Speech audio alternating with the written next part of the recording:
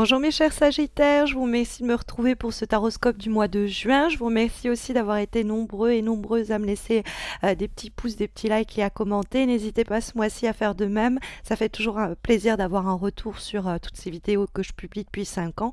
N'hésitez pas non plus à vous abonner à ma chaîne si vous ne l'aviez pas encore fait. Ça vous permettra de ne pas rater les concours que j'organise ponctuellement, exclusivement sur ma chaîne YouTube, qui vous permettent de remporter des voyances gratuites avec moi et quelquefois même des tarots. Et puis ça vous permet aussi de ne pas rater les prochains taroscopes. Mais vous le savez, il y a aussi des concours que j'organise exclusivement sur mes pages Instagram et Facebook, des concours mensuels qui vous permettent de remporter une voyance avec moi. Donc n'hésitez pas là également à m'y retrouver. Vous avez le lien de ma page Facebook et de ma page Instagram en commentaire, en descriptif de cette vidéo. Mais penchons-nous sur les énergies de ce mois de juin dès à présent.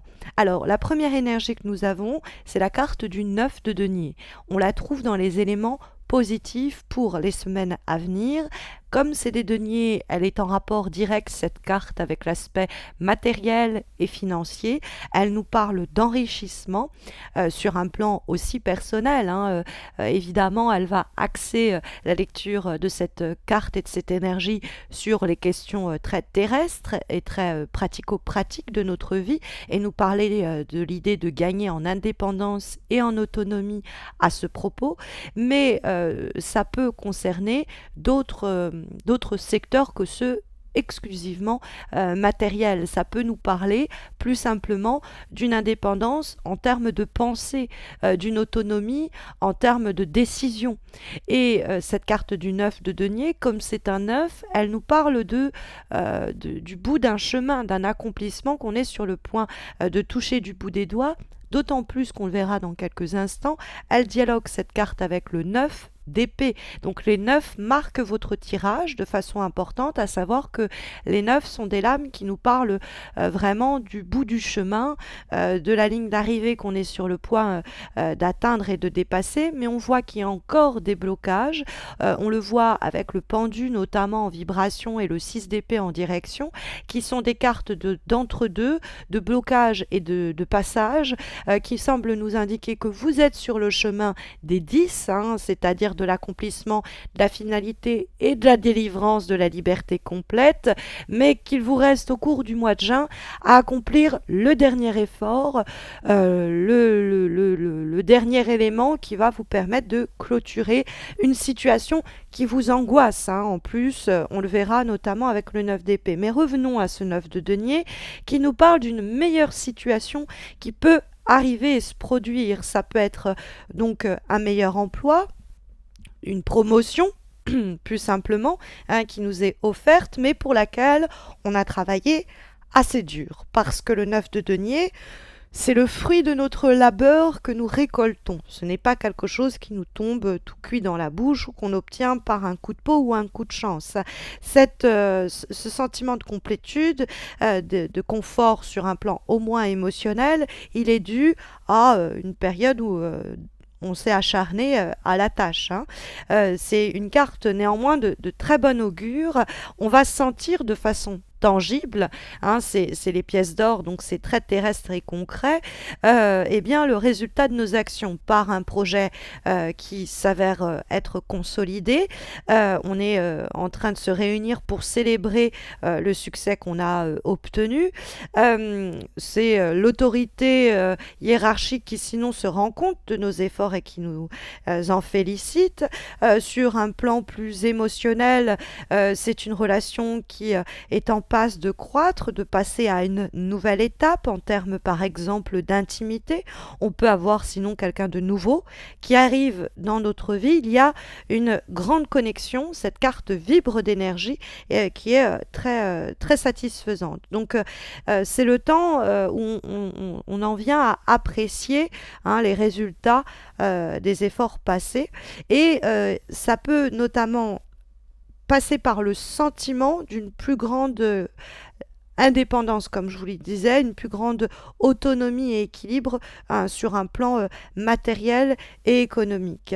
Mais ce 9 de denier, il rentre en discussion avec un autre 9 qui, quant à lui, se trouve dans les obstacles, qui pourrait être là pour représenter au fond le prix à payer, ce 9 d'épée, qui est fait de miroir assez saisissant avec ce 9 de denier. Alors les épées, ça va se lire plus sur un plan mental, ça va être donc ici des préoccupations psychologiques très clairement illustrées par la carte, mais ça peut se jouer aussi sur le plan de la communication. Et le 9 d'épée, ça peut être précisément le dernier arrêt douloureux, la dernière épreuve à affronter avant de pouvoir se distancer avec notamment le verra le 6 d'épée de cette situation à ce moment-là bloquée et bloquante et par là angoissante. Le bloqué et le bloquant, c'est plutôt le pendu. Mais si vous voulez, toutes les épreuves que vont décrire à la fois le 9 d'épée que nous voyons ici, mais également le verra, le pendu et le 6 d'épée, ça me semble être des épreuves et une sorte de rite de passage avant d'accéder à ce fameux 9 de denier, source d'abondance et de satisfaction. Mais avant cela, il y a une série d'événements stressants qui pourraient frapper les semaines à venir et nous rendre très méfiants ou méfiantes à l'égard de notre avenir ou de l'avenir plus simplement de cette situation. Puisque avec le 9 d'épée, on se fait du mouron. C'est l'idée presque de s'en faire des nuits blanches, à ressasser des idées noires, sans trouver pour autant de solutions aux problématiques que nous rencontrons et pour lesquelles nous sommes très anxieux. On pourrait plus simplement voir une peur de ne pas que le projet que l'on porte n'aboutisse pas. Et on est là en train de se triturer la tête en se disant ah, il y a des entraves, ça va pas se faire, le contrat va pas se signer, le mariage va pas avoir lieu. Vous voyez, ces événements-là, il y a des situations qui nous font nous inquiéter à ce propos. Peut-être qu'on a peur d'être déçu. Bon, avec le 9 d'épée, ça peut être l'idée que l'on est déçu. Mais parce que il y a quelque chose que l'on doit sacrifier, il y a des peurs que l'on doit affronter, mais le 9 d'épée va souvent nous mettre quand même pas mal en garde contre le manque d'objectivité dont on peut faire preuve. On pourrait avoir l'idée de tempête dans un verre d'eau, l'idée que le moindre truc nous génère beaucoup de stress. Donc on se retrouve peut-être aussi comme avalé dans une spirale d'événements négatifs qui génèrent une spirale de pensées négatives qui le sont donc tout autant négatives et on se dit ah ça marche pas, du coup je sens que ça va pas marcher non plus et au fond on complexifie ou on noircit plus simplement le tableau. Donc le 9 d'épée ça peut être vraiment une mise en garde à ce niveau-là. Essayons de prendre un peu de distance et de gagner en perspective. Parce qu'on pourrait se culpabiliser et se désespérer et être soi-même en ce sens source des blocages que l'on rencontre. Parce que nous avons effectivement la carte du pendu qui se trouve en termes de vibration. Et le pendu, comme vous pouvez le voir dans cette carte, il est en train de s'attacher le pied.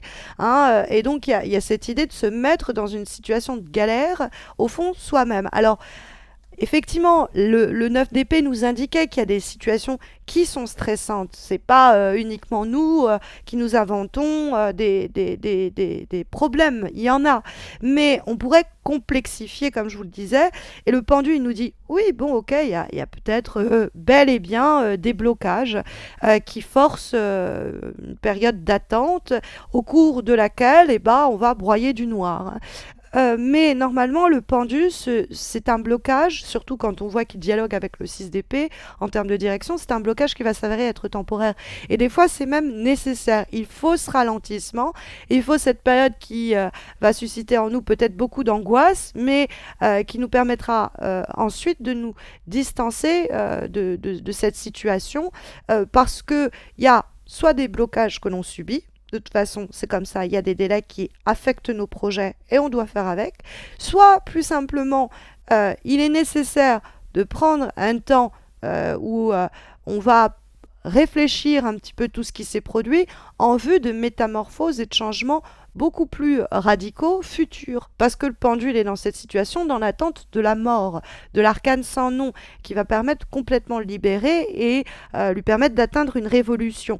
Et on est dans un tirage avec des 9, donc ce qu'on attend c'est les 10, c'est les cartes d'au-dessus, qui permettent l'accomplissement total et permettent de rebondir vers quelque chose de nouveau. Là on est dans quelque chose qui s'achève, une période d'attente qui nous sépare de la fin complète du cycle en vue d'un renouveau, d'un nouveau cycle qui démarre. Donc que cette situation on l'atteigne pleinement pour qu'on puisse en démarrer presque une autre à partir de cette situation-là accomplie. Mais il y a avec le pendu l'idée que pendant un instant, pendant un moment, qui peut s'avérer être, je l'avoue, frustrant, on doit accepter une situation à l'arrêt et ne pas trop, du coup, broyer du noir à cause de ça, hein, la fameuse carte du 9 d'épée. Après, des fois, le pendu, ça peut être des liens au passé, hein, des liens qui sont pas bons du tout, où on culpabilise, on se victimise, peu importe cette position que l'on se donne de victime ou de coupable, mais c'est des attitudes obsolètes liées à des situations ou des relations du passé dont il nous faut nous délester, dont il nous faut nous éloigner. C'est ce que va indiquer, dans ce cas-là, le 6 d'épée que nous avons en termes donc de direction pour le mois de juin.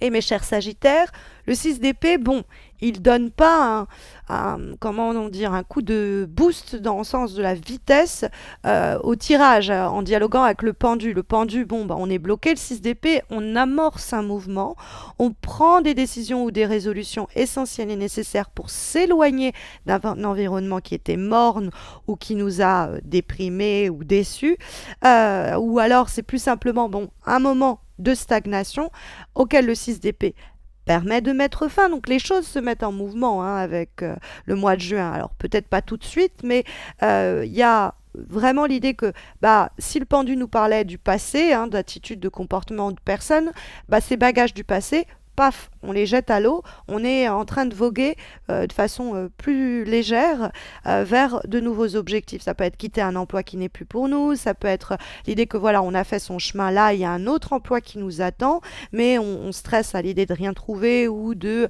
abandonner ceux avec lesquels on avait cheminé pendant des années.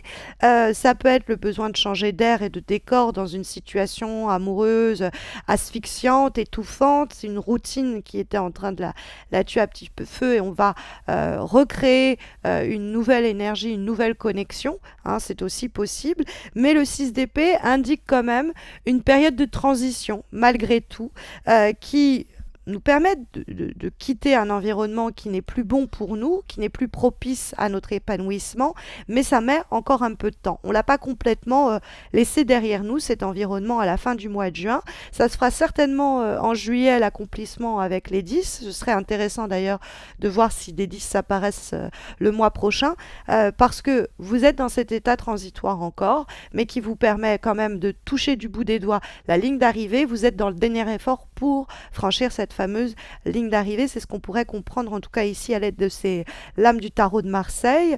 Et comme avant-dernière énergie pour le mois de juin, nous avons une lame issue d'un nouvel oracle que je suis contente de vous présenter, de Starseed Oracle, et nous avons la carte Star Bathing, l'idée de se baigner dans les étoiles. Mais c'est un bain qui doit être régénérateur et je dirais presque guérisseur, parce que c'est une carte qui nous parle du fait d'être guidé au cours du mois de juin pour entrer en connexion avec une nouvelle énergie, peut-être en nous, peut-être plus environnante, qui est actif ou activée au mois de juin, qui est en rapport pas mal avec le corps aussi, hein. Mais c'est dans le but de nous informer de ces peurs, ces anxiétés, ce fameux 9 d'épée, comment il nous alourdit, en vue de guérir cela, excusez-moi, je perds ma voix, en vue de guérir cela et de s'en libérer. Hein, il y a cette idée-là avec la carte Star Bathing, donc il y a une sorte de bain de jouvence qui vous attend et qui peut guérir des maux qu'on vous a infligés à travers le 9 d'épée ou que vous êtes à vous-même infligé. Comme dernière énergie pour ce mois de juin. Nous avons une lame issue de l'oracle d'Ama-Am que j'affectionne et nous avons la carte de l'illumination intérieure. Cette carte, elle nous parle d'être courageux, courageuse, brave, de braver les obstacles. Elle nous apporte son soutien afin que nous puissions nous élever. Je dirais ici nous distancer. L'élévation passe par la distanciation de certaines situations, que d'ailleurs va mettre en lumière cette carte-là, puisqu'elle nous parle de justement révéler des croyances qui nous sont parasitaires, néfastes, toxiques, de comprendre la raison de ces croyances-là pour justement discerner ce qui nous empêche d'avancer et éradiquer ces croyances toxiques. Ça, ces pensées toxiques, je vais les assimiler au 9 d'épée, évidemment. Il y a une persévérance et une ténacité psychologique qui permet de mettre en lumière justement certaines constructions qui ne sont pas là pour nous aider. C'est l'idée de se découvrir au fond ou de découvrir certains mécanismes en soi qui pourraient nous empêcher de nous élever. La parole qui est associée à cette carte de l'illumination intérieure est la suivante. La foi est un oiseau qui sent la lumière et qui chante quand le jour n'est pas encore levé. Voilà pour les recommandations qui, j'espère, sauront vous guider au cours des prochaines semaines. Sachez que la vidéo ici que les vidéos de juillet vont être mises en ligne mi-juin, fin juin. Donc, encore une fois, n'hésitez pas à vous abonner à ma chaîne pour ne pas rater les taroscopes de juillet. Et puis, pour les concours que j'organise exclusivement sur ma chaîne YouTube, n'hésitez pas à laisser un petit like ou un commentaire. Encore une fois, ça fait plaisir d'avoir un retour sur ces vidéos. Et n'hésitez pas à me retrouver sur Instagram ou Facebook. Vous avez les liens de mes pages en descriptif de cette vidéo pour me retrouver dans le cadre des concours mensuels que j'y organise sur Facebook et Instagram pour vous permettre de remporter un tirage gratuit, un petit peu comme celui-ci, une voyance personnalisée. Donc n'hésitez pas à tenter votre chance. Je vous souhaite à tous et à toutes de très belles semaines à venir, mes chers Sagittaires, et à très vite, j'espère. Prenez bien soin de vous.